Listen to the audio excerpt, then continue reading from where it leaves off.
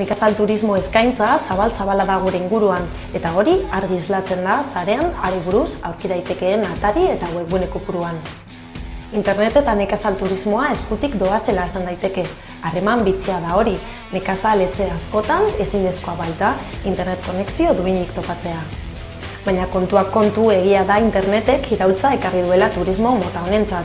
Euskadin atari espezializatu, osatu eta aspaldikoena dugu, nekatur.net. Elkarteko nekazal turismoetako batera joan gara, interneten alde egin duten apostuaren nondik norakoak ezagutzeko.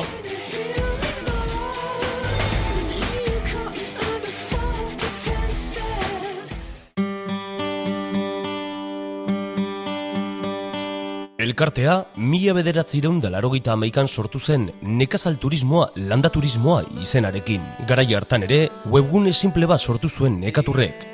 Gaur egun, eraldaketa askoren ondoren, nekazal turismoari buruzko garrantzitsuenen artean dagoena. Atariaren atzean, beraz, elkarte bat dago eta ez enpresa pribatu bat. Horretan ere nabarmentzen da nekatur.com. Sarean dagoen eskaintza zabalarekin lehiatzeko, bigakotan oinarritzen dira, espezializazioan eta kalitatezko informazioan. Nekatur sortu zen 1981 urtean, ja orain 18 urte egingo ditugu, eta momentu horretan 11 nekazal turismo irikita zeuden erkidegokoan, jaue hauek elkartu ziren eta Euskadiko nekazal turismo eta landetxen elkarte hau sortu zuten, ez? Helburu desberdinek garatzeko, horietatikan produktu hau bultzatzeko eta garatzeko bai Euskal Herrin eta bai hemendiken kanpo. Bestalde bai publizitate, marketing, merkaturatze lanak sustatzeko. Prestakuntza profesional bat eskaintzeko jabe hauei.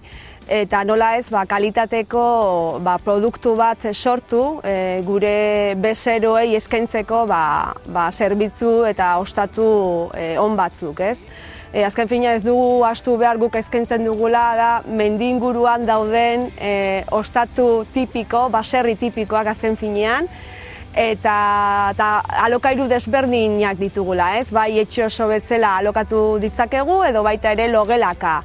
Eta logelakako etxe hauek zerbitzu desberdinak bai gosari, bai baskari dafari eskaintzen dituzte batzuek, eta askotan produktu tipikoekin egindako janak izaten dira, eta nola ez baita ere bestelako ekintza edo aktibitate edo inguruko bisitak eta entitate turistikoak bisitatzera ere eskaintzen ditugu, ez?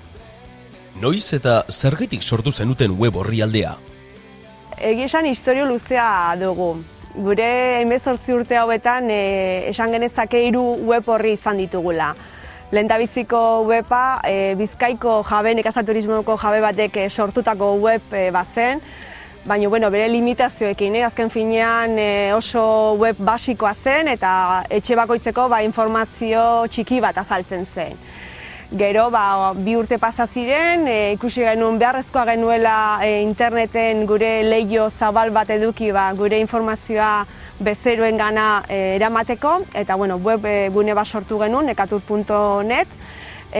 Sari bat ere eman ziguten 2005an El Correo Digitaleko elkarteko web hoberenari, eta hortikan ikusi dugu gauzak aldatzen juten ari direla gure erabiltzaile eta bezeroen gandikan, orduan ikusi genuen behar bat, web berri bat berriro ere sortzea, ez?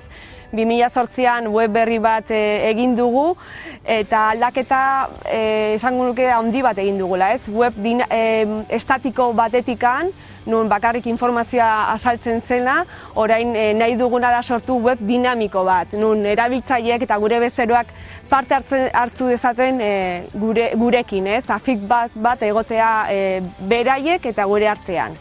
Zer eskaintzen dio Nekaturrek erabiltzaileari? Gehien bat, informazio zabal bat, gure nekazal turismo eta landetxei buruz. Ikusi dezake bai atal zabal bat, etxe bakoitzeko fitxa baten nun asaltzen dira etxearen datuak, harreman datuak, azaltzen dira irudi asko, 18 irudi jartzeko aukera dago. Nola ez, ze alokairu motatakoa den etxea, ze zerbitzu eskaintzen dituen, prezioak oso garrantzitsua baita ere bezeroentzako, eta horrez gain nun dagoen kokatuta Google Mapen bitartez, edo nola iritsi dezakezu zure etxetikan baserri hortaraino errekorrido bat jarriaz, edo zer ikusi dezakezu inguruan, ez? Beste entitate turistiko, museo edo bestelako bisitatu dezakezu. Eta nola ez baita ere, daukagu baita ere hitzarmen bat aktibarekin, aktiba da Euskadiko enpresa turistikoen elkartea, eta hauen bitartez bezeroak baita ere eskuratu dezake bilaldiak egiteko aukera, saldian ibiltzeko, urezko beste aktibitate batzuk egiteko, surfa edo kanoan ibili, edo orduan ez da bakarrik ostatua jana, baita ere, ze aktibitate eta zerbitzu turistiko ikusi dezaten, ez? Baina ez bakarrik da informazioa, baita ere beste aukera bada eta guretzako garrantzitsuena da, erreserba egiteko aukera ere ematen dugu. Orduan, gaur egun, aurten martxan jarri dugun proiektu berri bat da, nun bezeroak, bai Skypen bitartez, bai korreo elektronikoz edo bai telefonoz, egin dezake erreserba zuzenean gurekin.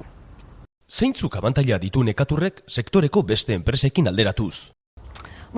Lehendabizi nik esan nahiko nukena da, Nekatur ez dela enpresa bat, dela elkarte bat, orduan hor dago behar bada lehendabiziko desberdintasuna, eta noski baietz internet eta nekatur.net eskaintzen dugu gure jabei, baina baita ere beste zerbitzu zabal handi bat, ez? Bai kalitateko manualak implantatu, bai formazioko prestankuntzako ikastaroak antolatu, bai azoka edo workshop edo bestelako eventuetara joan bai estatu mailan eta bai atzerrira, bai kolektibo desberdinekin hitzarmenak lotu.